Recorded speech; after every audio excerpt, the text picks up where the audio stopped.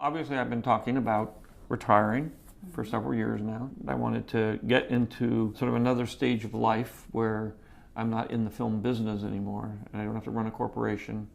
And it occurred to me one day that the perfect person to take over the company was Kathy. It's just such a perfect fit.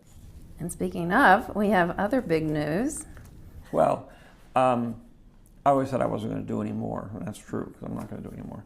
But that doesn't mean I'm unwilling to turn it over to Kathy to do more. Mm-hmm. I have story treatments of 7, 8, and 9 and a bunch of other movies, and obviously we have hundreds of books and comics and everything you could possibly imagine.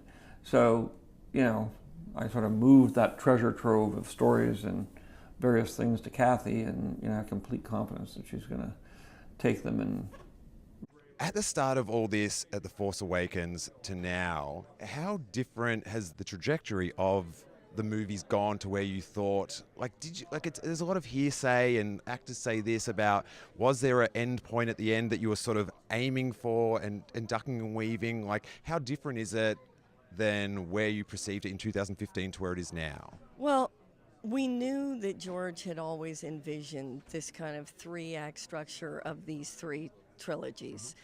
But George didn't leave anything more than a blueprint. And certain characters, obviously, that we've known and loved from the previous movies, and then the new characters that were created by JJ in The Force Awakens. So that's really the challenge, is that we don't have source material. We don't have 800-page books that we're adapting. We don't even really have comic books that give us a great deal. We have an idea, we have a mythology that George Lucas created. And from that, we bring very incredibly talented people like JJ into the process and our story group up at Lucasfilm. And we talk about, just the same way I'm sure fans talk, we talk about what's meaningful and what we wish for and what we hope happens with the characters, and it's an evolutionary process of storytelling. Great movies. We are absolutely going to make Star Wars movies, and we're in the midst of the really fun part of the process, which is we're sitting down with a couple of writers and we're starting to discuss ideas and we're starting to talk about what those stories might be.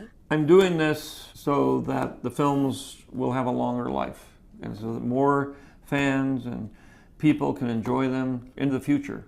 It's a very big universe I've created, and there's a lot of stories that are sitting in there. The main thing is to protect these characters, make sure that they still continue to live in the way that you created them, and that the universe of Star Wars continues to grow. Hopefully it'll be an inspiring package of entertainment that it has always been well into the future. They looked at the stories and they said, we want to make something for the fans.